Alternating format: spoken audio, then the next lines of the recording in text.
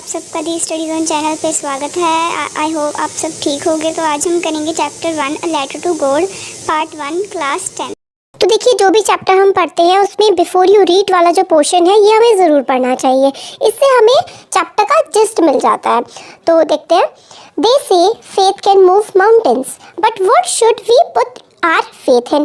तो लोग कहते हैं कि फेथ जो है वो पहाड़ भी हिला देता है, मगर हमें जो अपना ये फेथ है, फेथ होता है विश्वास, हमें अपना विश्वास किस में रखना चाहिए।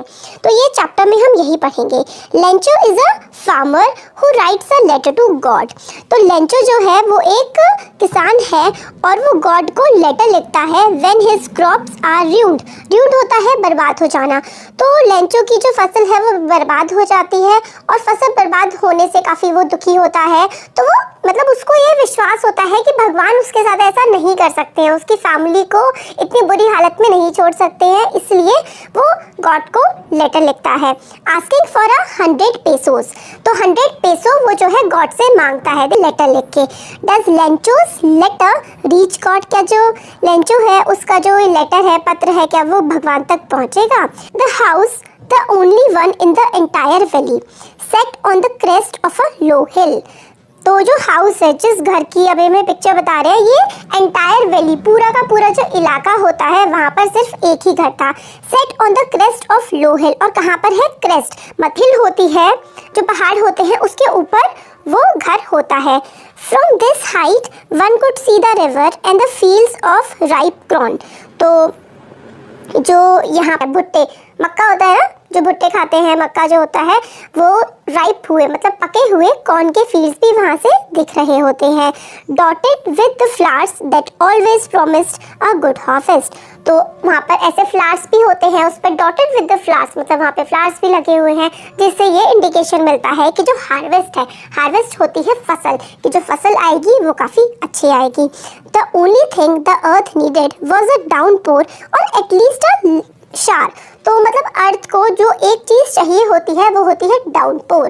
डाउनपोर होती है बारिश, या फिर हल्का सा शार, हल्की सी फुसारे जो पड़ जाती हैं, मतलब हल्की सी बारिश की ज़मीन को ज़रूरत होती है। Through out the morning Lencho who knew his fields. तो जो लेंचो था, through out the morning Lencho who knew his fields intimately had done nothing else but see the sky towards the north east. तो Lencho जो अपने खेतों को बहुत अच्छे से जानता था, जो मॉर्निंग से लेकर के कुछ नहीं किया था, मगर वो क्या देख कर रहा था, वो स्काई की तरफ, आसमान की तरफ देख रहा था। नॉर्थ ईस्ट में आसमान की तरफ वो देख रहा था। Now we are really going to get some water women. वो कहता है कि हम लोगों को मतलब कुछ ही देर में कुछ मतलब बारिश पड़ जाएगी। अब इससे ये समझ सकते हैं, now we are really going to get some water, अब हमें पानी मिलने वाला है। The women who was preparing supper replied. और जो वुमेन सपर, सपर होता है खाना, खाना जो वुमेन बना रही थी वो रिप्लाई करती है yes God willing. The older boys were working in the field. तो वुमेन भी रिप्लाई करती है कि हाँ, गॉड शायद चाहते हैं कि बारिश पड़ेगी, गॉड चाहेंगे, भगवान चाहेंगे तो बारिश ज़रूर पड़ेगी। जो थोड़े बड़ी उम्र के लड़के थे वो क्या कर रहे थे, खेतों में काम कर रहे थे। While the smaller ones were playing near the house. और जो छोटे बच्चे थे वो घर के पास खेल रहे थे। Until the women called to them all. जब तक मतलब वुमेन ने बुलाया कम फॉर द डिनर। फिर सबने मतलब जो लड़के हैं वो खेतों में काम कर रहे थे, छोटे बच्चे घर के आसपास खेल रहे थे, जब तक वुमेन ने बुलाया कि आओ सब लोग डिनर कर लो। It was during the meal that just as Lencho had predicted. तो जैसे ही वो लोग मतलब खाना कर रहे थे, खाना खा रहे थे, मील होता है खाना, वो लोग खाना खा रहे थे, तो जैसे ही लेंचो ने प्रेडिक्ट किया था, big drops of rain began to fall. बड़ी बड़ी बारिश की बूंदें गिरने लगी जमीन पर। In the north east huge mountains of clouds could be seen approaching. North east से बहुत ही ज़्यादा मतलब घने जो बादल हैं वो आते हुए दिख रहे थे। The air was fresh and sweet. हवा जो थी वो काफ़ी ज़्यादा फ्रेश थी और काफ़ी सुहानी सी, काफ़ी अच्छी सी लग रही थी। The man went out for no other reason than to have the pleasure of feeling the rain on his body.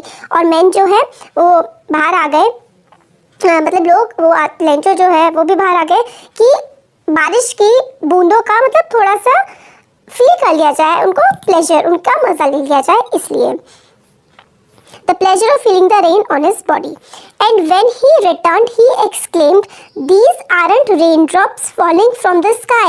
They are new coins. The big drops are 10 cent pieces and the little ones are 5." फिर वो कहते हैं कि जो बारिश गिर रही है ये पानी की बूंदें नहीं है, बल्कि ये तो क्या है, ये तो पैसे हैं। जो छोटे वाले हैं वो तो सेंट्स हैं और जो बड़े हैं वो पूरे पूरे 5 हैं। 5 सेंट हैं और बड़े जो हैं वो 5 पैसों हैं, इनकी जो करेंसी है उसमें। With a satisfied expression he regarded the field of ripe corn with its flowers draped in a curtain of rain. फिर वो मतलब सेटिस्फाइड एक्सप्रेशन, काफ़ी खुश हो गए थे। उसने मतलब फील्ड को बताया जो राइप कॉर्न का पेड़ था, जिसपे मतलब मक्के के जो पूरी फसल लगी हुई थी और उसपे फ्लावर्स भी लग रहे हुए थे, जो draped in a curtain of rain, मतलब वो रेन की एकदम से जैसे होता है ना चादर से या फिर रेन के पर्दे से वो पूरे के पूरे ढक गए थे। But suddenly a strong wind began to blow and along with the rain very large hailstones began to fall। But अभी तक क्या था, देखिए बारिश पड़ रही थी, पर एकदम से काफ़ी ज़्यादा तेज़ हवा आई और काफ़ी तेज़ जो है बारिश पड़ने लगी। और बारिश के साथ क्या, हेल स्टॉर्म, जैसे कि ओले पड़ने लगते हैं ना, वो पड़ने लगे। These truly did resemble new silver coins, और अब ये जो है बिल्कुल नए सिल्वर कॉइन्स की तरह लग रहे थे। The boys exposing themselves to the rain ran out to collect the frozen pearls.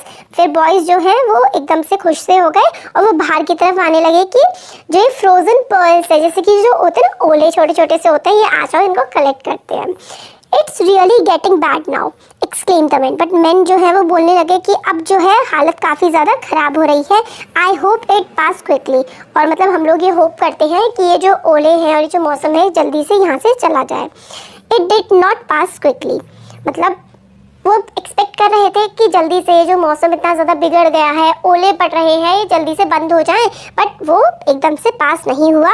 For an hour the hail rained on the house, the garden, the hillside, the cornfield, on the whole valley.